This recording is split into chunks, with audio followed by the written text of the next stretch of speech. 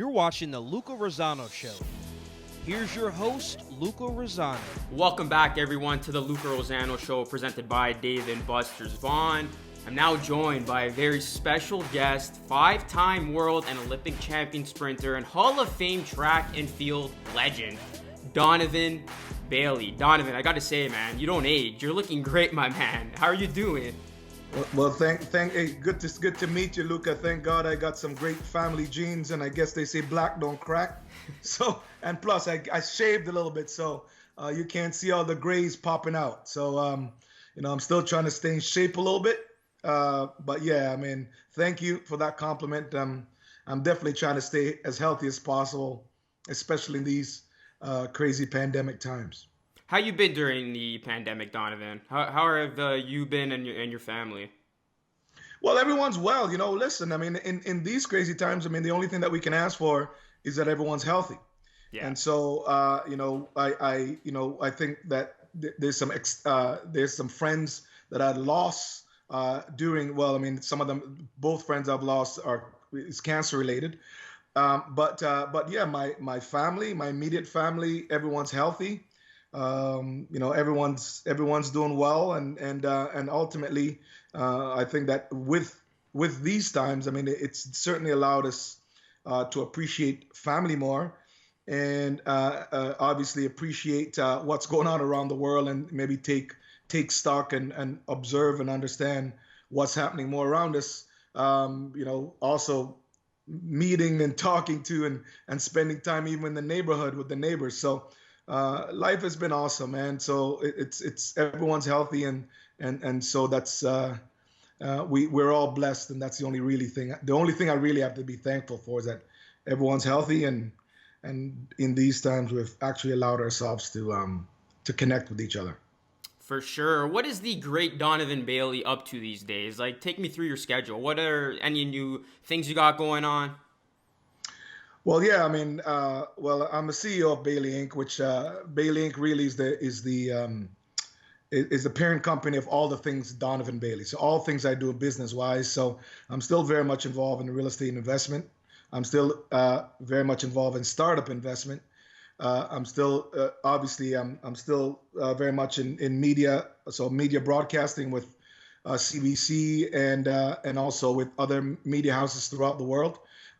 Obviously, with the fact that there's an Olympic cancellation, that's basically put a massive void in the things that I had planned for this year, because usually during an Olympic year, my appearances spike globally massively. Yeah. And I'm still obviously doing a ton of corporate appearances, golf tournaments, and charities. I also run my own personal charity, the Donovan Bailey Foundation, and there's also a small dent in that because we were unable to do any events and fundraising. But yeah, listen, I mean, it's life. I've been very blessed. Life is good, and so I'm healthy. I've pivoted to doing instead of doing in studio or in person appearances. This is what I'm doing a lot of. So I'm certainly doing a lot of Zoom meetings, Zoom appearances, WebEx meetings, and so forth. So I've definitely pivoted to that. But I'm busy. I got my hands in many businesses, and so that keeps me and my brain stimulated. Donovan Bailey here on the Luca Rosano Show. You're now a Canada's Walk of Fame member. How does that feel? You know what? Listen, I'm very thankful and I'm very blessed that the authorities that thought that I deserved to be on the Canada's Walk of Fame.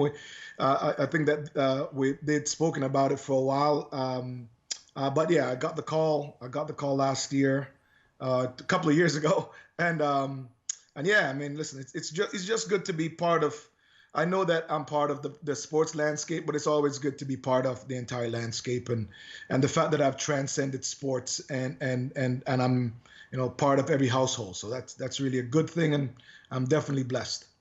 Donovan, it's going to be the 24th year anniversary of your gold medal win in Atlanta. You became the fastest man in the world, setting a world record at the time in the men's 100-meter race at the 1996 Atlanta Olympic Games on July 27th. I was 3 years old when that happened, and I'll be honest with you, I used something called YouTube to watch that historic Canadian moment over and over again. Now, I know you get asked this a ton, but take us back to that day and describe the emotions you were feeling after winning gold for Canada. Well, the number one thing is thank God for Google. That's what I'll say. Because then kids like you would, get to. In my day, you'd have to go back and find like an encyclopedia or something, and that took a lot of time. So, number one, thank God for technology and thank God for Google. Listen, I think I was ranked number one in the world in 1995. So, and I was a reigning world champion. So, really Atlanta and going into the Olympic Games, I knew I was the number one athlete on the planet. And I really knew that it was the race was for me to lose. So I really just had to go in and focus on the training that I'd done and essentially get through the rounds, put myself in a position in the finals to win. So, it was an amazing day, to be the fast man in the history. Fast man history, the greatest athlete of my generation is something that again really special. Breaking the world record and the Olympic record at that time, was amazing.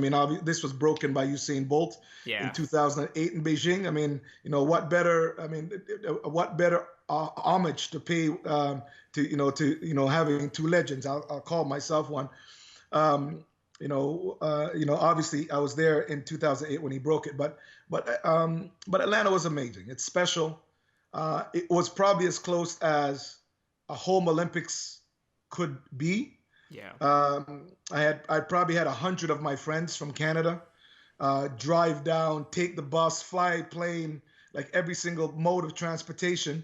They were all there, like in the stands. Also, there was a ton of Canadian fans just because, again, it was as close to a home Olympics as possible. So I felt at home, and we got there and we did some damage and brought the goal home. I brought the goal home, and then I got with the fellas, a couple of days later and let them know that I only have. There's only room for one type of medal in my pocket, so that's what we're gonna do. So. It was awesome, man, and it's been awesome since then. Oh, for sure. I can imagine, winning that gold in front of all your supporters, the way you did it. And I would argue too, Donovan, that the 100-meter men's race is one of the biggest, if not the biggest spectacle of the Summer Games. It's something that I always look forward to. It's the race everybody wants to watch. Did you feel any pressure going into that race with all that spotlight on you?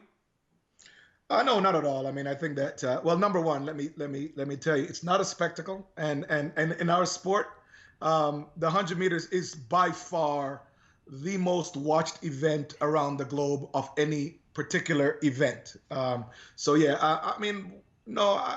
no pressure. There's none.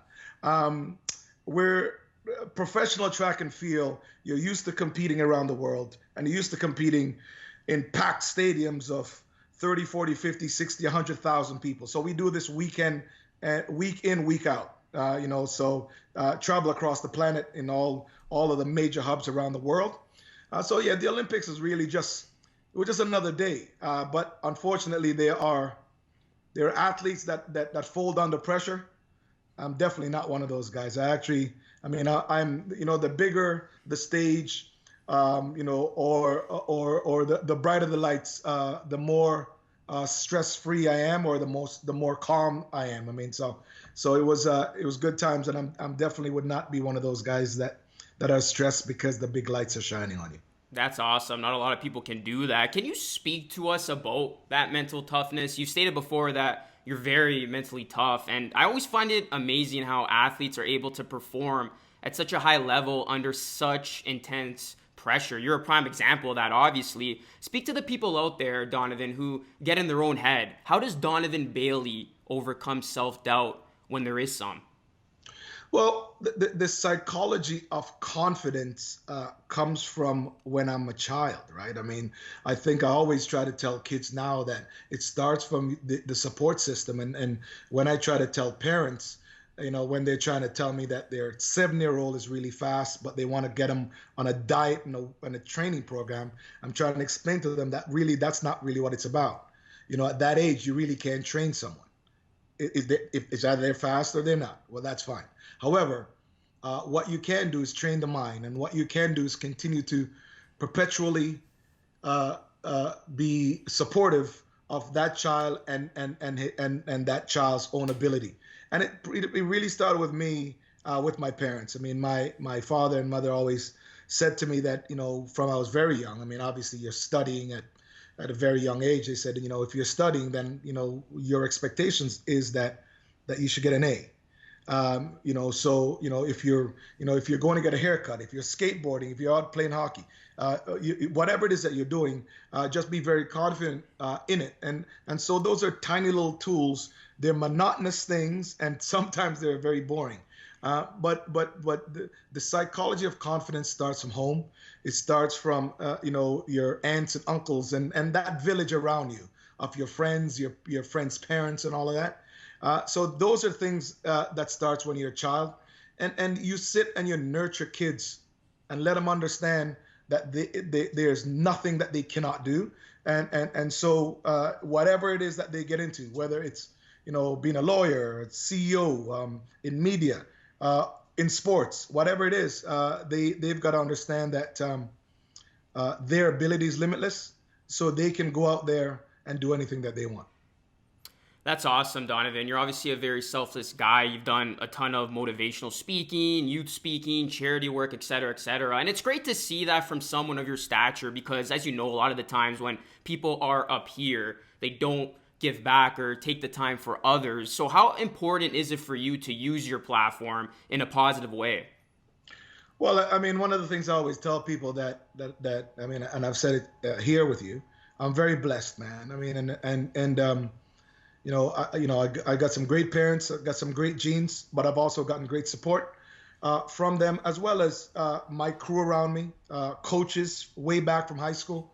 And so no matter what, and no matter how far I get to, I'll never forget where I come from. And sometimes when you have a global stage like myself, you don't really know who you're touching, and in what way. And so there could be a kid that is depressed, that's down in his or her luck, and just by you saying hello or taking a photo or signing an autograph can actually save that kid's life. So I always remember those things. I always remember that, if I'm going to an autograph signing session, and there are people waiting there for days or for hours, pre-COVID, of course, it's very important for me to kind of, to say hello or to say hi or even to smile at all the people that took the time out to come and support me, because essentially I know that I participate in the sports, and it's a singular sport, so it's just really all about me and one lane and the clock, of course. But you always know that without the support, without that vortex of fans, cheering for you and supporting you, you are really nothing. So I always, no matter what happens in the world, I always remember that those people that took the time to either, I mean, now obviously it's online, but the people that took the time to either attend, first of all, come and watch you compete and support you online or live. It's very important to give back to those people and just, say hello, let them know you're okay, and tell them that they can achieve whatever it is that they set their mind to. That's awesome. Well said. Donovan, next year, I do want to bring this up. I know you get asked this also a ton. It's the race you had, of course, with Michael Johnson in that 150-meter race, which was for $1 million at that time, just to see who was truly the fastest man in that world, even though traditionally it would be you, and it was you. Right. Can you take us through that race and leading up to that, like what was going through your mind and how motivated were you to beat Michael Johnson? Because I know you guys got into a little bit of a beef, before that race. Well. One, there was no beef because I was not. I mean, I'd never lost to Michael in 100 meters, so I was not really scared. And essentially, Michael's fastest time was something like, if I recall correctly, was something like maybe it was 10.2. So really, we're definitely there was two different kind of athletes running the race. But the race itself was really probably more media driven than anything. It certainly was a great and huge financial windfall and economic opportunity for us. More importantly, I mean, it was probably the first and only track and field, professional track and field competition that was owned by the athlete. So very much like maybe like the boxers now who do their own promotion. So yeah. I actually owned everything. So again, that was just me. That's my foray into business. So it wasn't just about a race. But the race itself, really, yeah, there was definitely some tension. Michael said a few things. I didn't say a lot until the race was over. Certainly, you can YouTube that.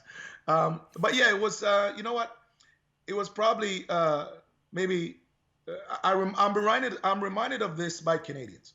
It is probably the greatest and proudest moments of a lot of Canadians, even before my win in the Olympics, because I think truly it was just the time that we as a country, and maybe I was carrying all this on my shoulder, but we as a country was maybe sick and tired of listening to or getting beaten up by the U.S. or the U.S. media or whatever.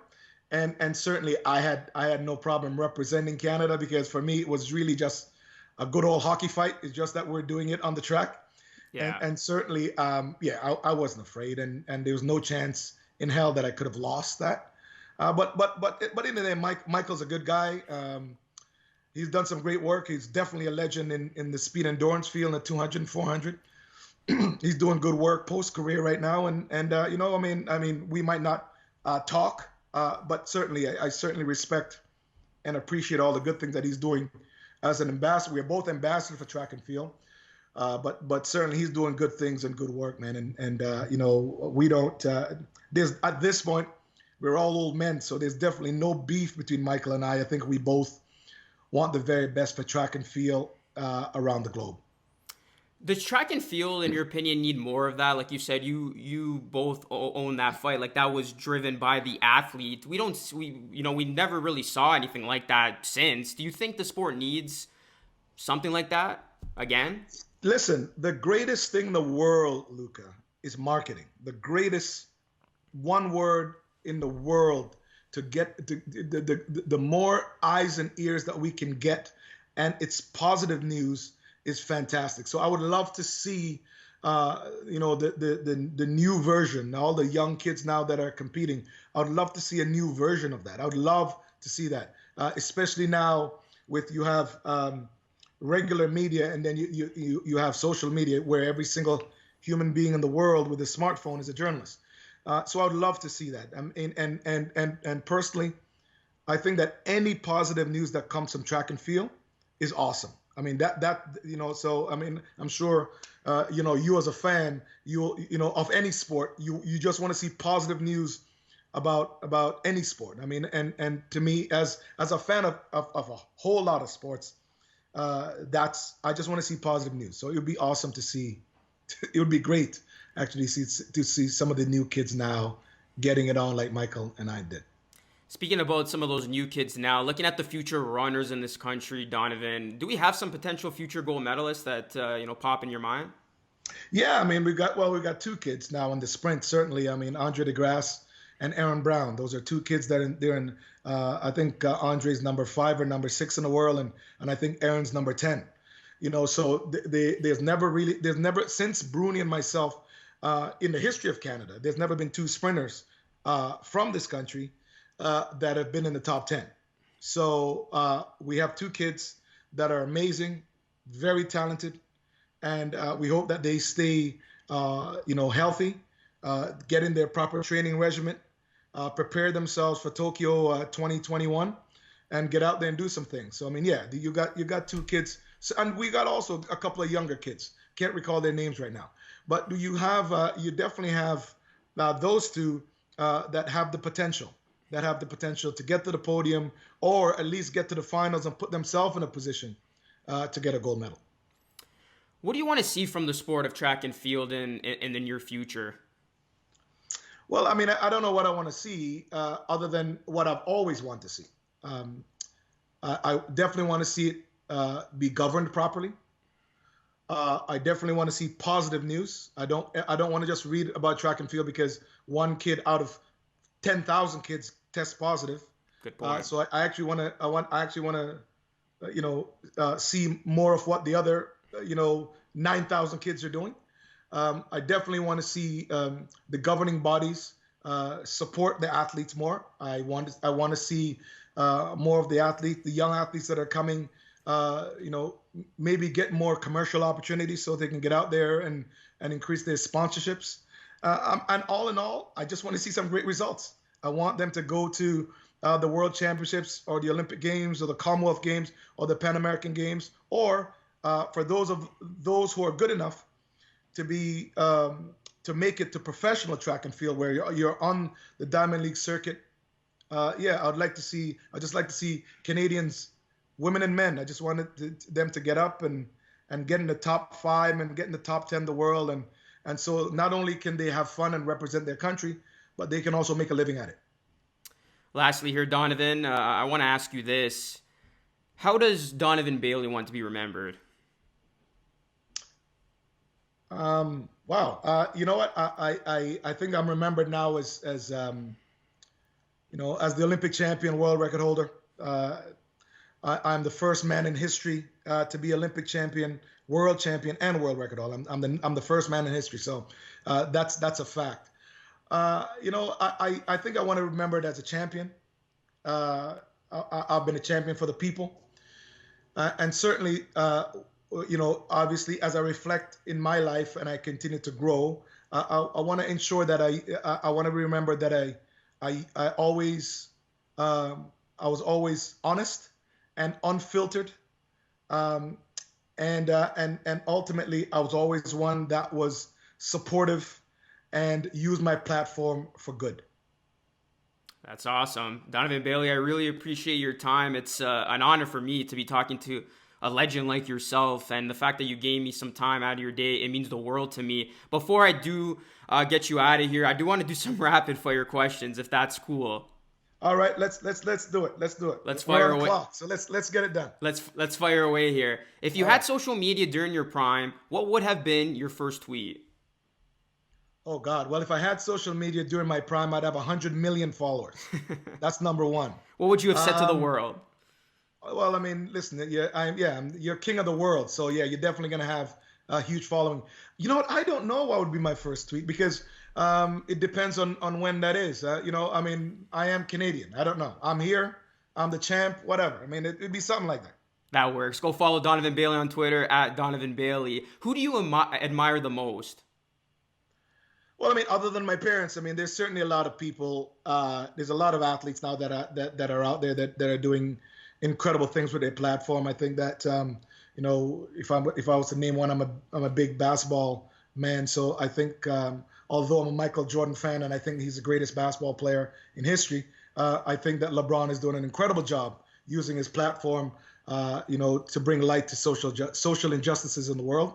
But there's a ton of athletes. I mean, and there's really not one person in particular that I admire. I love athletes and celebrities of whatever genre, even YouTube stars and whatever. I love all the people that are using their platform for good. So that to me is just a wide swath. Right. I mean, I love all people that are using their platform and reaching out to their followers to do good things. That's the bottom line. What is one thing you still want to accomplish? God, man. Well, I would like to shoot 75 on the golf course. Maybe. Well, just no, or maybe break par. 75 is a terrible thing. Break par probably. That's an achievable goal. I'm sure you'll get that. It's very much an achievable goal. It's just I don't have the patience sometimes. What other sport or sports are you good at? Well, I mean, I mentioned golf. So, I mean, golf is something I really like now, and I'm getting used to it. I played basketball in college. I played basketball in high school. I played basketball in college, Sheridan College. We won the Canadian Championships. That's probably a little known fact. Nice. So, I mean, I love basketball. I play basketball even now. That's how I stay in shape, actually. Well, pre-COVID, and hopefully soon we'll get back to the court. But yeah, I mean, I love basketball. Basketball is definitely my favorite sport. But yeah, basketball and golf are the things that I'll probably look at as my go-to today. What is your favorite song? Oh, geez, man. God, I don't know. We'll go with Shook by Mobb Deep. You got to look that up. Oh, I know exactly what that is. That's one of my favorites, man. I'm so glad you mentioned that. That's awesome. Listen, what the little known fact, Luca, about me is like, I'm an old hip hop head, man. I mean, and as much as, you have this whole, I know that this persona and all of this, when I got my headphones back in the day and I put on some Big Daddy Kane, Biggie, KRS-One, Mobb Deep, all of that. And when I put my headphones on, I got ready for competition, and you get lost in music. Yeah. The greatest thing in the world, dude. It gets you in the zone for sure. If you could change one world problem, what would it be? Racism. And last one here. What makes Donovan Bailey smile the most? Man, you know what? Family, friends, food, and a good bottle of wine. Gotta love the wine. As a fellow Italian, I can double down on that. Absolutely. Next time I'll send you a bottle, Donovan. That's going to conclude... A good bottle. A good one, I promise. That's going to conclude our rapid fire, guys, with the legend himself, Donovan Bailey. Donovan, again, thank you so much for taking the time out of your day and being on the show. I truly do appreciate it, and I wish you the best of luck in your future endeavors. Luca, thank you for having me. And yeah, let's do this again another time, man. This has been great. Have a good day. We definitely will. Have a great day. Guys, you've been tuned into the Luca Rosano Show here with Donovan Bailey. Have yourselves a good one. Peace out.